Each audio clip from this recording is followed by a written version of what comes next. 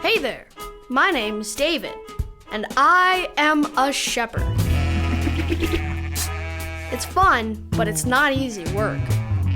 In fact, I could really use a hand if you have a few minutes. Hey, check that out. Looks like you have a few minutes. But can you keep up?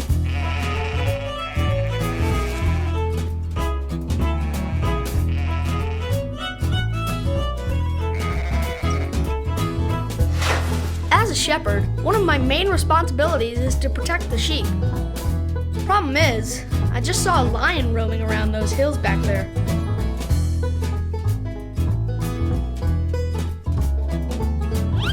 I'm going to round up the rest of the flock. Do me a favor and keep an eye on that lion. Are you able to keep up? Let's find out.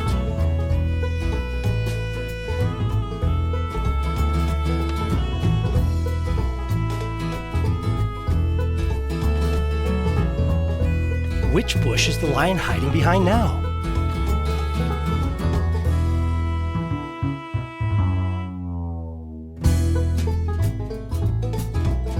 Great job!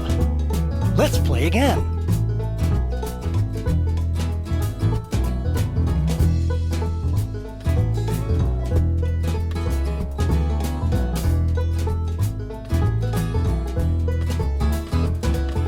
Which bush is the lion hiding behind now? Great job! Let's play again.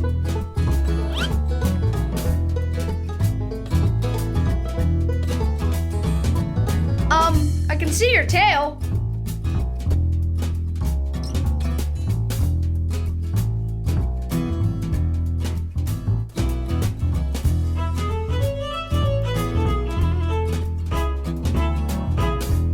Which bush is the lion hiding behind now?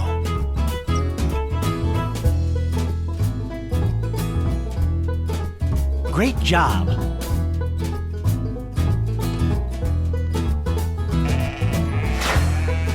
Did you know David is mentioned in the Bible 1,127 times? That's more than any other person.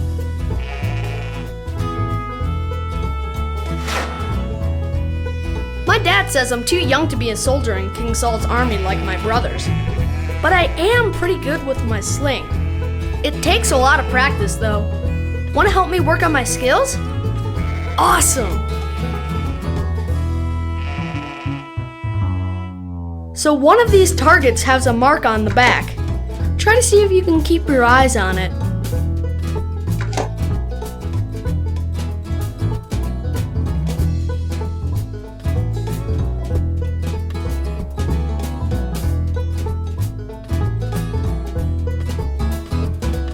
Which target has the mark on it?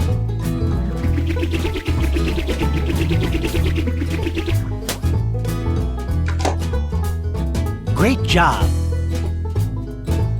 Let's play again.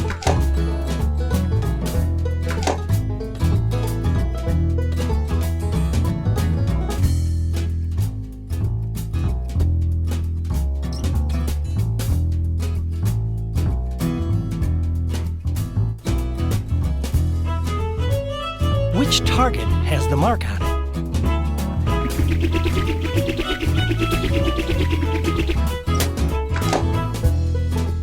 Great job! Let's play again.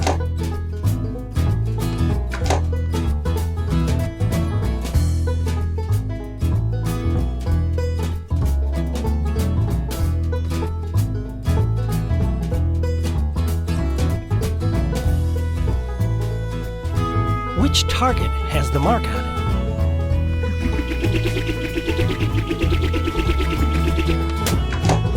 Great job!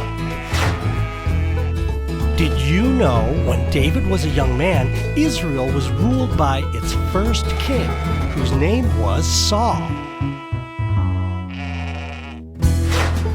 Thanks again for your help. If you want to learn more about my adventures, start with 1 Samuel chapter 17.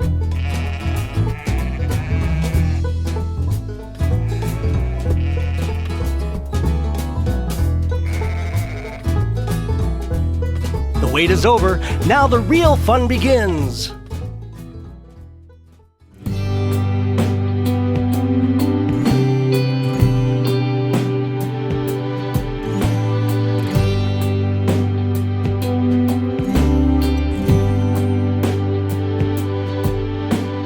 Jesus, I just want to tell you how wonderful you are, how beautiful you are to me. Oh, Jesus, I just want to tell you how wonderful you are, how beautiful you are to me. I love you and I want to serve you and give you all of me. Take my heart, I give you my life. Show me your plans, show me the way to go. Take my heart, I give you my life. Show me your plans, show me the way to go. 'Cause I love you and I want to serve you and give you all of me. I love you and I want to serve you and give you all of me. Oh, and I love you and I want to serve you and give you all of me. Oh, and I love you and I want to serve you and give you all of me. Oh, I'll give you all of me. Yes, I'll give you all of me.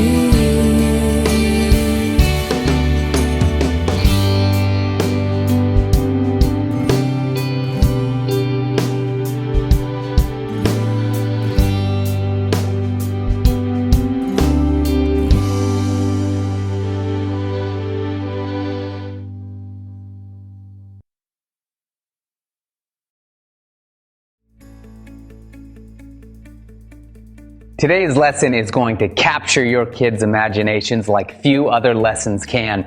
It is packed to the brim with hailstorms, bugs, frogs, darkness, and much, much more. God's people had been slaves in Egypt for over 400 years when God chose a man named Moses to deliver his people from slavery. But Pharaoh, the king of Egypt, was not about to let his slaves go. He was proud, stubborn, and hard-hearted.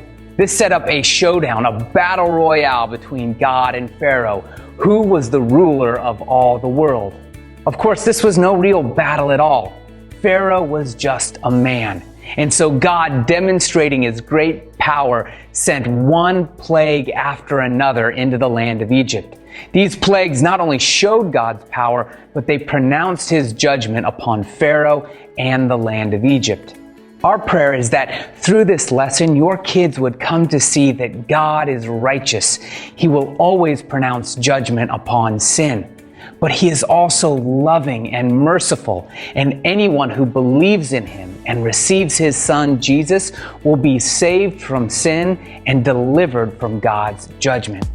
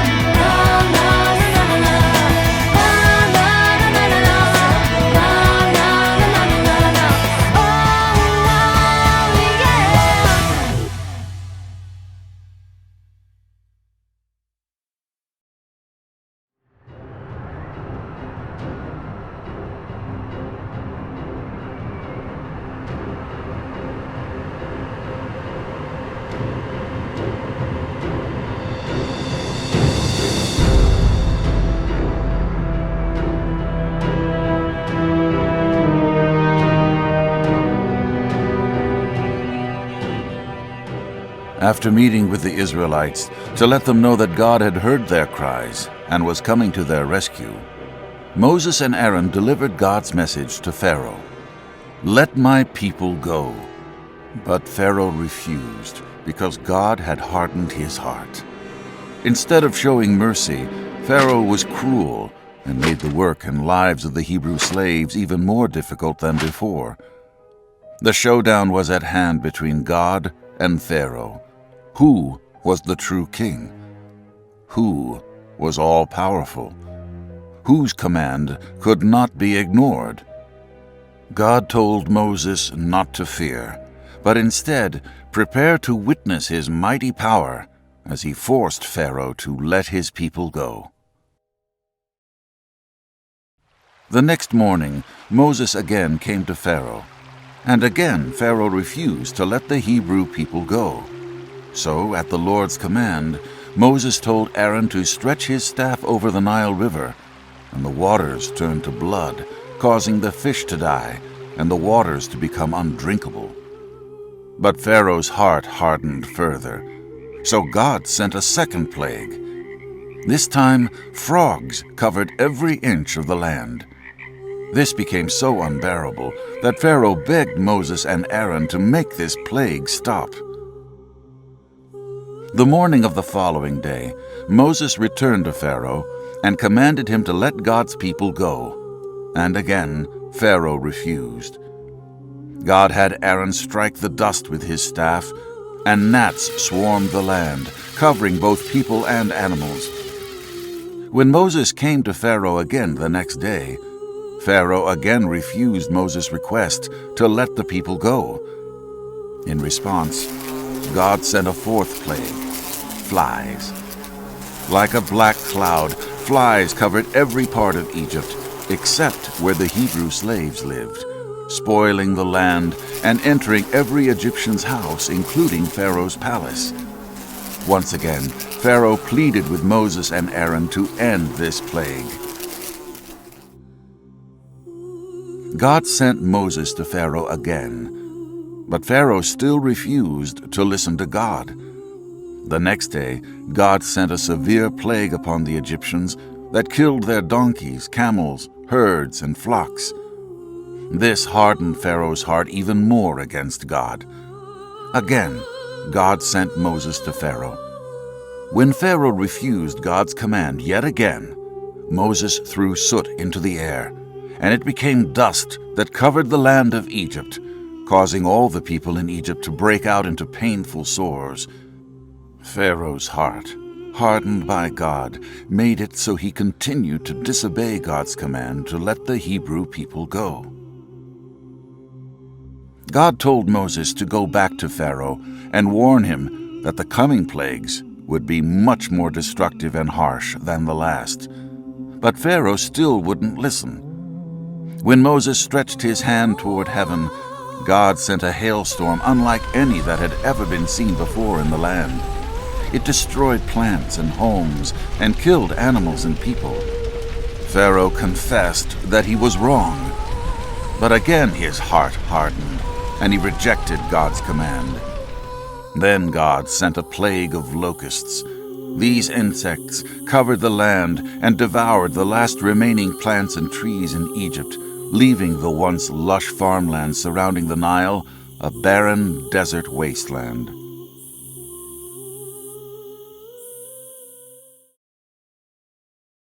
Pharaoh was still unwilling to release God's people, so at God's command, Moses stretched his hand up to the sky, and a heavy darkness swallowed Egypt. For 3 days, no Egyptian saw another person or left their house. Pharaoh summoned Moses and Aaron so he could try to make a deal to end the plague of darkness. Pharaoh said everyone could go to worship the Lord if all the Hebrew people left their flocks and herds behind. When Moses and Aaron refused this offer, Pharaoh commanded them never to come back or they would be killed. With the people still enslaved, God told Moses there would be one final plague, a plague so severe Pharaoh would have no choice but to free God's people. God told Moses that throughout the land of Egypt, every firstborn boy would die. God told Moses to tell the Hebrews to cover the doorposts of their homes with the blood of a lamb, and God would pass over their homes. At midnight, the firstborn sons in every Egyptian household died, including Pharaoh's own son. From the lowliest of servants to Pharaoh's palace, there was no home in Egypt untouched by death. This plague so devastated the land of Egypt that Pharaoh commanded God's people to leave. The Hebrews, who had been in slavery for generations, had been set free.